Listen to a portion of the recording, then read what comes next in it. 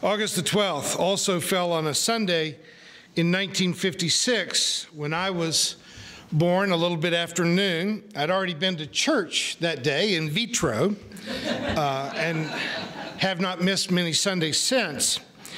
62 years ago, when I was born in Glasgow, Kentucky, a guy born in this part of the world, did we not turn on? Oh yeah, could be expected to live to be about 62.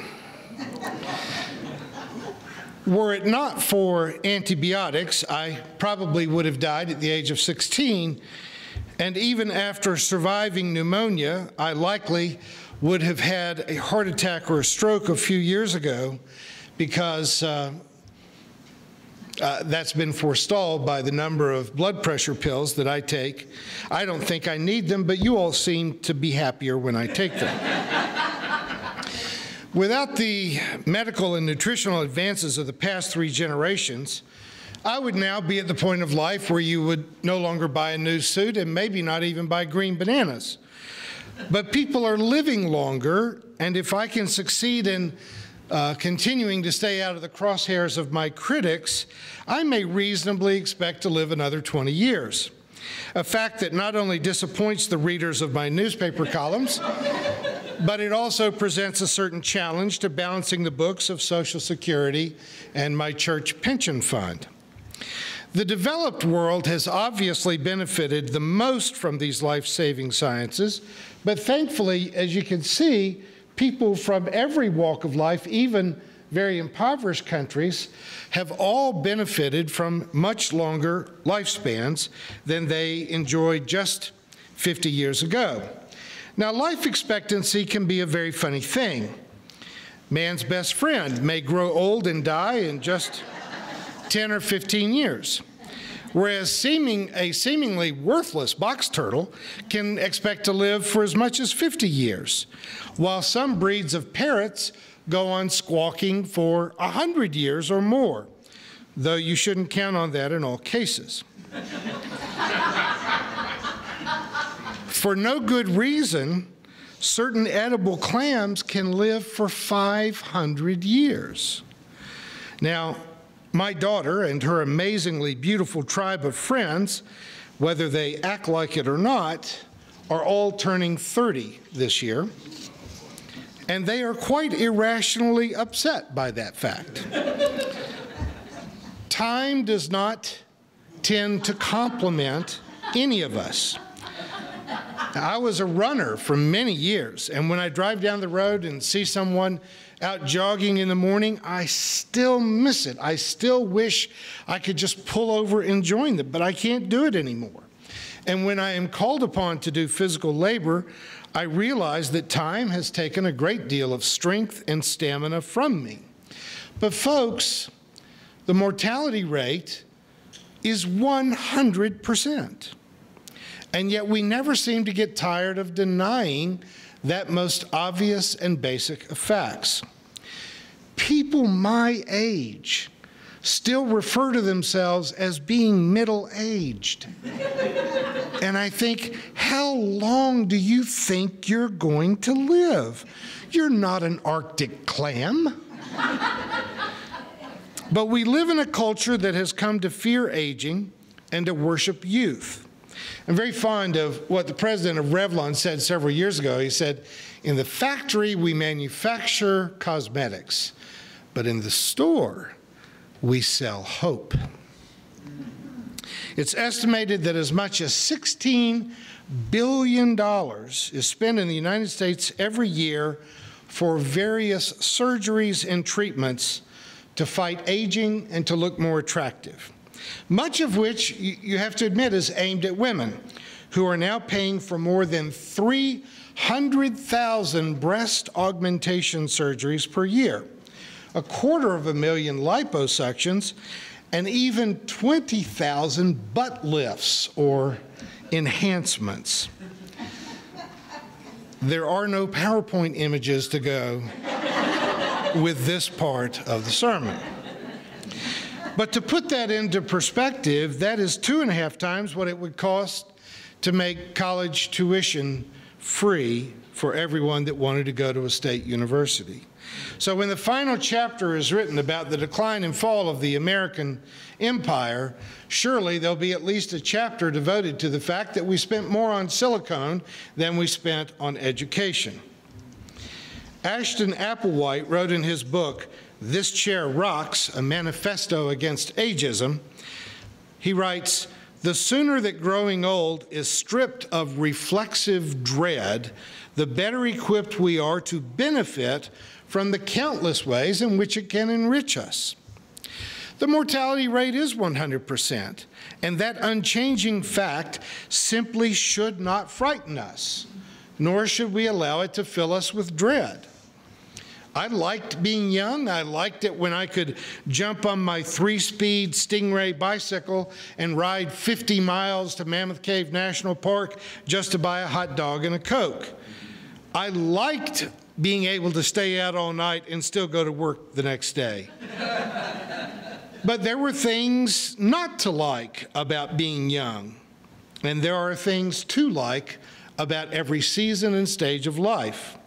I'm not going to bore you with stories about cultures that venerate their elders rather than their 20-something supermodels. I've got nothing against youth, but I also have no reason to think that age necessarily should be venerated. But I'll tell you this very honestly. A few years ago, I gathered up nearly 30 years worth of sermons, newspaper articles, and books that I had written and threw them all into a dumpster because I don't want anyone to ever see them again. There were people in those years who thought I was a pretty decent preacher, but I'll be honest with you, I'm embarrassed, not only by what I did not know back in those days, but I'm even more embarrassed of what I was absolutely certain of, that was completely wrong. There are advantages to every age, and I think we should enjoy and revel in the benefits of each one. And I look forward even to the next part of my life. Every Monday morning, I meet with our church cabinet for breakfast so we can hash out church issues over eggs and bacon. And every Monday, we reach a point in the conversation in which I announce, look, guys, I've got to go to work. And everybody kind of snickers a little bit. And usually, Charles will add, I remember going to work. Done it. But Mary McKenzie might get up from our breakfast table and drive her RV to Alaska to go fishing for a month. Dan Goodwin just decided to spend a couple of weeks in China. Charles McKenzie drove up to Iowa where he endowed a cancer ward in a hospital. Congratulations, buddy. That was a good move. I've been a pastor for a long time, and I've seen a lot of people retire either because they had to or because they were sick and tired of going to work. But not everyone flourishes in retirement. Some people don't even survive it for long. It may be more true for men than for women, but we often identify ourselves by our career. We are what we do. And men especially are not always really good at social skills. Those of us especially who, don't know anything about sports. I can't walk into a room full of men and say, did you see the game? Because I didn't. We're not always good at making those kinds of social connections, but we have work connections. And when we give up our employment, we're often giving up our identity, our social life, our self-worth, and our income all at once. I was a part of a community building experience several years ago that was designed by the psychiatrist M. Scott Peck, in which 30 total strangers were put into a hotel conference room to try to build community. And we were initially told to introduce ourselves to each other without telling them what our profession was, what our marital status was, or if we had children. Now, some of you would have enjoyed seeing me be entirely speechless. But who am I if I'm not a pastor, if I'm not a preacher, a writer, a professor, and a father? Maybe I'm not anything. And maybe that's the real problem here. In fact, suicide is now one of the leading causes of death in the United States. Over 40,000 suicides a year. Now, we've talked a lot about gun violence, but gun violence takes 32,000. Automobile accidents take about 30,000. Suicide is now up to 40,000 people a year. The largest group making up that statistic is people who are over 85. In some cases, I understand no one should be forced to live in chronic pain. And some people may realize they just can't face the prospect of losing touch with reality. But what alarms me is how many elderly people have been taught to think of themselves as being useless because they are no longer beautiful or athletic or they're not employed. Many have lost their social connections and even their family connections. Now, I think one of the most neglected geniuses of the 20th century was the Holocaust survivor and psychotherapist Viktor Frankl. And if you're watching this video at home and you've not read Viktor Frankl's Man's Search for Meaning, you should turn off this video right now and go get a copy of A Man's Search for Meaning and read it. And I'll just tell you in advance, you're welcome. Frankl liked to quote Friedrich Nietzsche, who said, "He who has a why to live can bear with almost any how."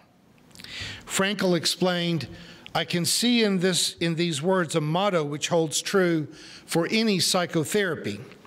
In the Nazi concentration camps, one could have witnessed that those who knew that there was a task waiting for them to fulfill were the most apt to survive." Now, this is true whether you're young or old.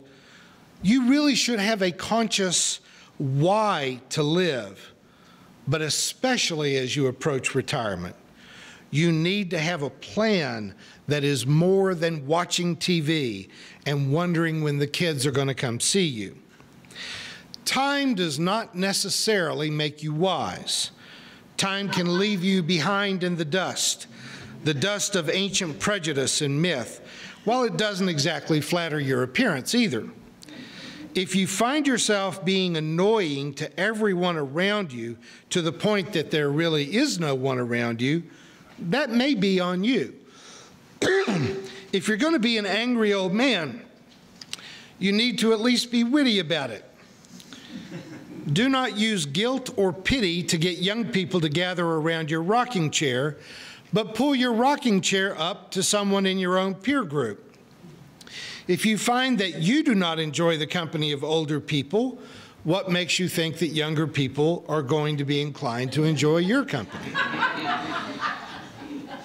I believe that it is vital to have a why to existence. Don't retire just not to go to work anymore. Retire to do something that is more meaningful than going to the office. But do not live in the past. Time moves only in one direction. So stay current with the news. Do not despise new technology. Don't let your smartphone be smarter than you are. I'll give you a second. There is a rich repository of history within you, but give a thought to what lies ahead. If I gave everyone here a note card that just said, "When I retire, I will, ... then I hope everyone could complete that sentence. When I retire, I want to study physics and astronomy. I've studied all the theology that I really want to know about, but I really do want to take courses in both astronomy and physics. And when I retire, I'd like to spend at least the winter months in the Caribbean being a scuba instructor." I miss the days when I could put my daughter in the car seat and take her down to the park and feed stale bread to the ducks. But did you know that there are children living all around us that have never been to the zoo, and their parents have no plans of taking them? There's opportunity. Amen. I wish that we could pass a law that mandated that all nursing homes and all daycare centers had to be built on the same campus, so that children whose parents can't spend time with them could spend their days in a universe absolutely filled with grandparents who could teach them how to read, who could teach them how to do math in ways that make sense. I am old enough to remember seeing my elementary school teacher burst out crying with the news that John Kennedy had been assassinated. I remember the riots even in my own small hometown when James Earl Ray murdered Martin Luther King. I remember even rushing home from a church youth group meeting to watch Neil Armstrong walk on the moon. I was already a pastor when the Challenger blew up, and I was already a father when the Berlin Wall was torn down. We seniors are living history books, and we do have some stories to tell. But beyond our memory, we can kindle in the coming generation a vision of a time without war. We can promote a vision of a time when we move past hunger without the crushing violence of poverty. If you still have breath, the world needs you. And don't wait for someone to come looking for you or to tell you what to do. Get engaged, find what you have to offer, and use it. Because life, at every stage, is to be spent and never wasted. What was that? It's called the medium sketch. The medium sketch? Yeah, it wasn't rare, and it certainly wasn't well done.